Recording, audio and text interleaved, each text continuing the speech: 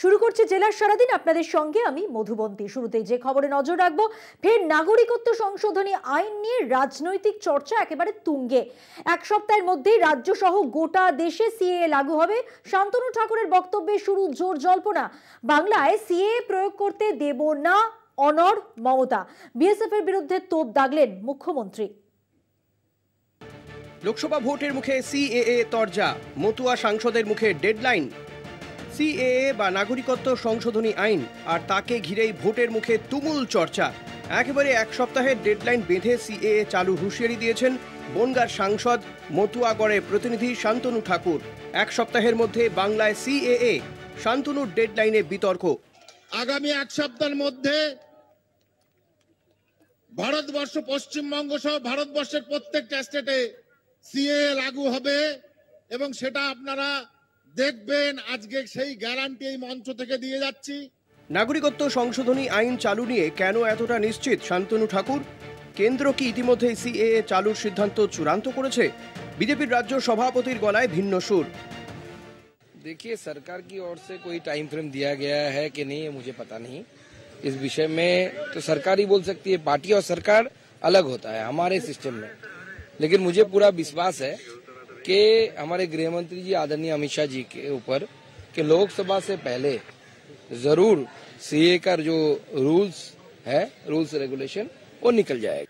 জম্মু কাশ্মীরে আলাদা করে জনগণনা শুরু করেছে পুলিশ, জানিয়ে শুরু হয়েছে বিতর্ক। এ রাজ্যেও সীমান্তবর্তী এলাকায় বিএসএফ আলাদা করে আই কার্ড বা পরিচয়পত্র দিচ্ছে। মনে করিয়ে দিয়েছেন মুখ্যমন্ত্রী মমতা বন্দ্যোপাধ্যায়। বিএসএফ বর্ডার এরিয়ার ভেতরে ঢুকে আলাদা করে আইডেন্টিটি কার্ড দিতে চাইছে। নেবেন না, বলবেন আমার আধার কার্ড আছে, আমার রেশন কার্ড আছে, আমি তোমার 2 নম্বরই কার্ড নেব না। ওই কার্ড যদি নেন এনআরসিতে পড়ে যাবেন, আপনাদের সব বাদ দিয়ে দেবে। লোকসভা ভোটের আগে সিএএ এনআরসি-কে রাজনৈতিক হাতিয়ার হিসেবে ব্যবহার করছে বিজেপি, তো তৃণমূল সুপ্রিমোর। রাজবংশী বন্ধুরা, আপনারা তো ইতিমধ্যেই নাগরিক। নতুন করে কে একা করে চিৎকার করছে এটা ফ্যা ভোটের রাজনীতি করবার জন্য। আপনারা সবাই নাগরিক, আপনাদের সবাইকে নাগরিক হিসাবে আমরা স্বীকৃতি দিয়েছি। সমস্ত উদ্বাস্তু কলোনিকে স্থায়ী ঠিকানা দিয়ে দিয়েছি। ফেব্রুয়ারি মাসে প্রথম দিকে নয়, একটু শেষের দিকে সিএএ ইমপ্লিমেন্টেশন হয়ে যাবে। রাজ্যে নাগরিকত্ব সংশোধনী আইনের যে কোনো প্রয়োজন নেই তা বহুবার মনে করিয়ে দিয়েছেন মমতা। সিএএ এনআরসির বিরোধিতায় দিল্লির শাহিনবাগে তুমুল বিরোধিতা দেখা গিয়েছিল, যে আন্দোলনে চাপের মুখে পড়ে কেন্দ্রের বিজেপি সরকার। কলকাতা টিভি।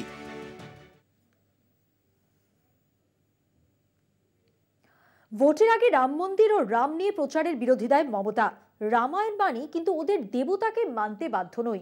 সোমবার নাম না করে মুখ্যমন্ত্রীর আক্রমণের নিশানায় বিজেপি। ওরা যাকে দেবতা মানবে আমাকে তাকেই মানতে হবে। I am not bound to do so. আমি রামায়ণ মানি, ওটা আমাদের কোরআন মানি, বাইবেল মানি, গ্রন্থ সাহেব মানি, মাঝের থান মানি, জায়ের থান মানি, তপশিলীদের যে সমস্ত জায়গাগুলো আছে মানি। ব্যারাকপুরে ধুমধুমার কাণ্ড। বিজেপির রাজ্য সভাপতি সুকান্ত মজুমদারের নেতৃত্বে আইন অমান্য অভিযানে একেবারে তুল কালাম। আইন শৃঙ্খলা পরিস্থিতির নিয়ন্ত্রণে ব্যর্থ অভিযোগ বিজেপির। মিছিল আটকালে পুলিশের ধস্তাধস্তি, মারামারি, পাল্টা পুলিশের লাঠিচার্জ ও জলকামানে ছত্রভঙ্গ বিজেপি। শুরু তৃণমূল বিজেপি তরজা। ব্যারাকপুরে ধুমধুমার, পুলিশকে লক্ষ্য করে ইট বৃষ্টি, পাল্টা জলকামান, টিয়ার গ্যাস, লাঠিচার্জ, স্তব্ধ বিটি রোডে যান চলাচল।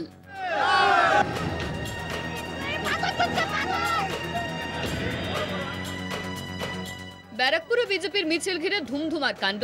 রাজ্য বিজেপির সভাপতি সুকান্ত মজুমদারের নেতৃত্বে সোমবার দুপুরে মিছিলের ডাক দেয় পদ্ম শিবির। ব্যারাকপুরের লালকুঠির কাছে পুলিশ ব্যারিকেড করে মিছিল আটকানোর চেষ্টা করতেই ব্যাপক উত্তেজনার পরিস্থিতি তৈরি হয় এলাকায়। বাসের ব্যারিকেড ভাঙার চেষ্টা করেন বিজেপির কর্মী সমর্থকেরা। মিছিলে জয় শ্রীরাম ও ভারত মাতা কি জয় স্লোগান বিজেপির। চলতে থাকে মুহুর মুহুর ইট বৃষ্টি। বিজেপি কর্মীদের ছত্রভঙ্গ করতে পুলিশের পাল্টা জলকামান ও টিয়ার গ্যাস, চলে লাঠিচার্জ। বিজেপির অভিযোগ পুলিশ প্রথম পাথর ছুঁড়েছে। পুলিশের ছোড়া জল কামানে কর্মীদের সঙ্গে ভিজে যান রাজ্য সভাপতি সুকান্ত। তার মধ্যে উত্তেজনা কমেনি। এরপর বিক্ষোভকারীদের মাটিতে ফেলে মারধর করা হয়, টেনে হিঁচড়ে তাদের নিয়ে যায় পুলিশ।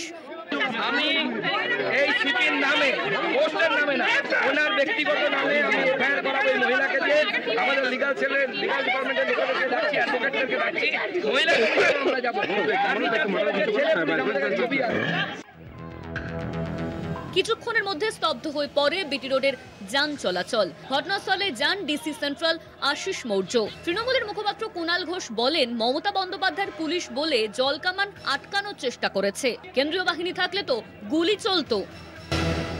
ব্যারিকেড যদি ভাঙার চেষ্টা হয়, ব্যারিকেড ভেঙে তারা গায়ের জোরে এগোতে চান, তাহলে তো পুলিশ বাধা দেবে। এটা তো জেনে শুনেই নাটক করতে গেছেন। তারপরে পুলিশের দিকে ইট ছুঁড়েছেন। এটা যদি বামফ্রন্ট সরকারের পুলিশ থাকতো, আজকে পুলিশ গুলি চালাতো। যদি কেন্দ্রীয় বাহিনী থাকতো, কেন্দ্রীয় বাহিনী গুলি চালাতো। রাজ্য জুড়ে অপশাসন, পুলিশি অত্যাচার এবং তাদের কর্মীদের বিরুদ্ধে মিথ্যা মামলা দেওয়া সহ একাধিক অভিযোগ তুলে বিজেপির যুব মোর্চা আইন অমান্য কর্মসূচির আয়োজন করে। সেই ঘটনাকে কেন্দ্র করেই উত্তেজনা তৈরি হয় ব্যারাকপুরের চিড়িয়ামোড় সংলগ্ন এলাকায় সিপি অফিসের সামনে। কলকাতা টিভি।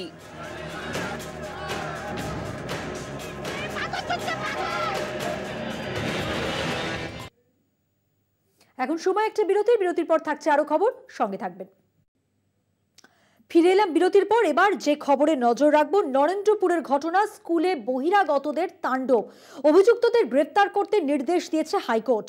গ্রেফতারের সময়সীমা বেঁধে দিয়েছে আদালত। মঙ্গলবার সকাল 10:30টার মধ্যে গ্রেফতারের নির্দেশ আদালতের। তবে স্কুল খুললেও আতঙ্কের ছবি কিন্তু স্পষ্ট। নরেন্দ্রপুরের বলরামপুর মন্মথনাথ বিদ্যা মন্দিরে পড়ুয়ার সংখ্যা কম, কিন্তু শিক্ষক অশিক্ষক কর্মী মিলিয়ে স্কুলে হাজির মাত্র 17 জন।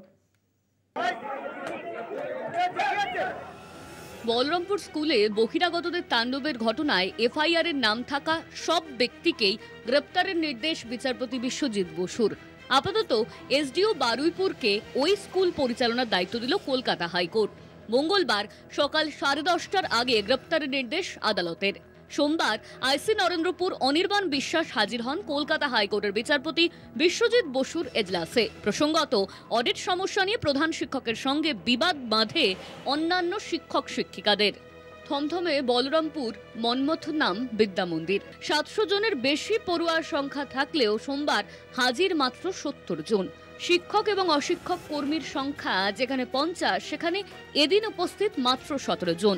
অধিকাংশ ক্লাসরুম ফাঁকা। কোনো রকমে চলছে স্কুল। স্কুল চললেও এদিন বিদ্যালয়ে আসেননি প্রধান শিক্ষক সৈয়দ ইমতিয়াজ আহমেদ। তার নামেও হামলায় প্ররোচনা দেওয়ার অভিযোগ দায়ের হয়েছে থানায়। আক্রান্ত শিক্ষকরা থানায় অভিযোগ জানানোর পাশাপাশি জেলার পুলিশ সুপার এবং শিক্ষা দপ্তরের কাছেও অভিযোগ জানিয়েছেন। শিক্ষকদের দাবি, অবিলম্বে প্রধান শিক্ষককে গ্রেপ্তার করতে হবে অথবা এই বিদ্যালয় থেকে অপসারিত করতে হবে। ধরুন, আমরা এর আগের দিনে ছিলাম স্টাফ রুমে, আমাদের ওইভাবে স্টাফ রুমের মধ্যে ঢুকে তারা এসব যেটা করেছে, আমরা সেখানে আমি নিজে পার্সোনালি তাদের আটকাতেও গেছি, বলেছি। তো আজকে তারা আসে কেন আমি বলতে পারবো না। আমাদের আতঙ্ক হয়নি বলতে পারবো না, সেটা তো নয়। একটা আতঙ্ক তো আসেই, চাপ আতঙ্ক, যে এরকম কেন এত কম এলো, আজকে অন্য টিচার এলে না কেন, সেটা আতঙ্ক তো আসেই, অবশ্যই আছে আতঙ্ক। এই ঘটনা স্কুলের যে সুনাম এবং যে এত ছাত্রছাত্রী অবশ্যই তো খারাপ, অবশ্যই খারাপ। এটা কখনো ভালো হতে পারে না। আপনার ভয় টয় আসেনি হয়তো, ব্যাপারটা এই কারণে, আর কিছু না। আমাদের আমি বলতে পারবো না, হেড স্যারই বলতে পারবে। আপনারা কতজন এসেছেন? 10-12 জনের মতো এসেছে। আতঙ্কে পড়ুয়ারাও। কেউ স্কুলে এসেও পর্যাপ্ত ছাত্র সংখ্যা না থাকায় ফিরে গেছে বাড়ি। অনেক ঝামেলা হচ্ছে, ওই জন্য বাড়ি থেকে বলছি যে আসলে এখন অনেক ঝামেলা রান্না হচ্ছে, আর যেতে হবে না, এই কারণে যেতে আসছে। কেউ আসছে না। এরকম বিধ্বস্ত ঘটনার পর স্যার ম্যামরা এত অসুস্থ থাকার জন্য হয়তো আসছে না, তাই আমি চলে যাচ্ছি। 50 জনের মতন। আচ্ছা, এই দিনগুলোতে কতজনের জন্য রান্না হয়? 250, মানে প্রেজেন্ট হিসেবে 250-300 যেমন প্রেজেন্ট হয় সেই হিসেবেই রান্না হয়। স্বাভাবিক তো একটা মানুষের মনের মধ্যে একটা তো চিন্তা ভাবনা, ভয় তো থাকবেই।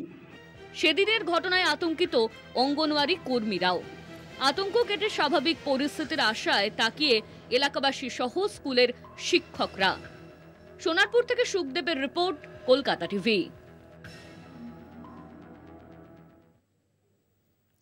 হাওয়াই চটি, তাকে কেন্দ্র করে পর্যটক শিল্প। ডুয়ার্সের বানারহাটের ডায়না নদী সংলগ্ন এলাকায় গড়ে ওঠা এই পার্কই এখন এলাকার হট সেফলি স্পট এবং সেই সেলফি স্পট এবং সেই চটি দেখতে দূর দূরান্ত থেকে ছুটে আসছেন পর্যটকরা। তবে নীল সাদা এই হাওয়াই চটি ঠিক কার, প্রশ্ন উঠছে সেই নিয়ে। দেখুন। রাজ্যের মুখ্যমন্ত্রীকে সাদা শাড়ি আর হাওয়াই চটিতে দেখতে অভ্যস্ত রাজ্যবাসী। এর আগে বহুবারই মুখ্যমন্ত্রীকে হাওয়াই চটির রাজনীতি নিয়ে কটাক্ষ করতে শোনা গেছে বিরোধী শিবিরকে। এবার সেই নীল সাদা হাওয়াই চটি পর্যটন কেন্দ্রের অন্যতম আকর্ষণ। ডুয়ার্সের বানারহাটের ডায়না নদী সংলগ্ন এলাকার পার্ক এখন সেলফির হটস্পট, যা দেখতে প্রতিদিন ভিড় জমাচ্ছেন পর্যটকেরা। পর্যটকদের অনেকেই সেটাকে মুখ্যমন্ত্রীর পায়ের চটি বলে মজা করছেন, তাই সেই চটি এখন পর্যটকদের আকর্ষণের কেন্দ্রবিন্দু। খুব ভালো লাগছে, আমরা আসছি দুটো ফ্যামিলি, খুব ভালো লাগলো। দর্শনীয় সেই হাওয়াই চটির পাশাপাশি শিশুদের মনোরঞ্জনের জন্য রয়েছে বিভিন্ন সামগ্রী, রয়েছে বিভিন্ন বিনোদনের ব্যবস্থাও। চটির ভাবনাটা ওইভাবে নয়, আমরা নতুনত্ব কিছু সেলফি পয়েন্ট দিতে চেয়েছিলাম। শুধু চটি নয়, এখানে আমরা চিরুনিও দিয়েছি, চশমাও দিয়েছি, সেলফি পয়েন্ট, তার সঙ্গে চটিও দিয়েছি এবং চটিটাকে লোক ভালোভাবে নিচ্ছে পর্যটকরা। হাওয়াই চটি নিয়ে উঠছে একাধিক প্রশ্ন, যদিও সেই হাওয়াই চটি কার তা নিয়ে কোনো সদুত্তর মেলেনি। পর্যটন শিল্প নিয়ে সবসময় তৎপর মুখ্যমন্ত্রী মমতা বন্দ্যোপাধ্যায়। এবার সেই মুখ্যমন্ত্রীর চটি দিয়েই পর্যটক টানতে উদ্যোগী ডুয়ার্সের ব্যবসায়ীরা। ডুয়ার্স থেকে শুভজিৎ দেবনাথের রিপোর্ট, কলকাতা টিভি। সময়ের সঙ্গে সঙ্গে যাত্রা শিল্পের দিক থেকে মুখ ফিরিয়েছে সাধারণ মানুষ, বুঁদ হয়েছে সোশ্যাল মিডিয়ার নেশায়। আর এই আবহে যাত্রা শিল্পকে বাঁচাতে এগিয়ে এসেছেন কালনার রানা ভট্টাচার্য। তরুণ প্রজন্মকে যাত্রামুখী করতে সাজিয়েছেন একের পর এক প্লট। তার লেখনীতে ফুটে উঠেছে সমাজের বিভিন্ন ঘটনার কথা। দেখুন। সময় এগিয়েছে, বেড়েছে মুঠো ফোন ও সোশ্যাল মিডিয়ার দাপট। উন্নত প্রযুক্তির মাঝে কোণঠাসা হয়েছে গ্রাম বাংলার প্রাচীন যাত্রা শিল্প। তবে সবকিছুর মাঝেও এমন কিছু মানুষ রয়েছেন যারা সমাজ থেকে যাত্রা শিল্পকে হারিয়ে যেতে দিতে নারাজ। তাই এই শিল্পকে বাঁচাতে এবং মানুষকে যাত্রামুখী করতে এগিয়ে এসেছেন কালনার হাটগাছা গ্রামের ব্যবসায়ী এবং যাত্রা শিল্পী রানা ভট্টাচার্য। লিখে চলেছেন একের পর এক যাত্রার প্লট। পুরোদিনের যে যাত্রা পুরোদিনে হতো ততটা নেই, আর সেই নিয়েই আমার এগুলো যে ইয়াং জেনারেশন কেন যাত্রায় আসবে না, যাত্রা শুনবে না, অভিনয় করবে না। হ্যাঁ, এটা হচ্ছে আমি চেষ্টা করে যাচ্ছি, দীর্ঘ বছর ধরে আমি চেষ্টা করে যাচ্ছি যাতে যাত্রাটা আবার আগের জায়গায় ফিরে আসে। কালনার পূর্বস্থলীর ভাতশালা গ্রামে জন্মগ্রহণ করেন আধুনিক যাত্রার জনক মতিলাল রায়। যাত্রা শিল্পের উন্নতিতে তার অবদান ছিল অনস্বীকার্য। গ্রাম বাংলার প্রাচীন এই শিল্পকলা দেখতে একসময় মানুষের ঢল নামতো, কিন্তু আজ আর সেভাবে বসে না যাত্রার আসর। তাই অধিকাংশ যাত্রা শিল্পী পেটের দায়ে অন্য কাজে মন দিয়েছেন। অন্যদিকে সোশ্যাল মিডিয়ায় নেশায় বোধ হয়ে যাত্রা শিল্পের দিক থেকে মুখ ফিরিয়েছে তরুণ প্রজন্ম। তাই এই শিল্পকে বাঁচাতে উদ্যোগ নিয়েছেন রানা ভট্টাচার্য। লেখনের মধ্য দিয়ে তুলে ধরেছে সমাজে ঘটে যাওয়া নানা ভালো খারাপ ঘটনার কথা।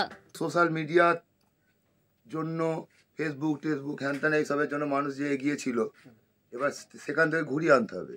তা ঘুরিয়ে আনতে গেলে কিছু পেতে হবে তাদের। হ্যাঁ, সেই নিয়ে আমি এগুচ্ছি, নতুন নতুন পালা লিখছি, নতুন গল্প। সমাজে অবশ্যই সমাজে ঘটে যাওয়া যে একান্নবর্তী পরিবারটা আর আজ নেই, লুপ্তর পথে, সেইটা নিয়ে আমি লিখছি। যাত্রার প্লট লেখা থেকে শুরু করে যাত্রা মঞ্চস্থ করা পর্যন্ত যাবতীয় খরচ নিজেই চালান রানাবাবু। তবে তার পরিশ্রম বিফলে যায়নি। ইতিমধ্যেই রানা ভট্টাচার্য লেখা যাত্রা রাজ্যের বহু জায়গায় মঞ্চস্থ হয়েছে। রানাবাবুর লেখা যাত্রায় অভিনয় করে সম্মান কুড়িয়েছেন বহু শিল্পী। বেশ কিছু পুরস্কার এসেছে রানাবাবুর ঝুলিতেও। তার এই উদ্যোগকে সাধুবাদ জানিয়েছেন যাত্রা শিল্পীরা। কালনা থেকে রাজকুমার ঘোষের রিপোর্ট, কলকাতা টিভি। জেলার সারাদিন আজকের মতো এ পর্যন্তই। দেখছেন কলকাতা টিভি, রাত দিন 7 দিন।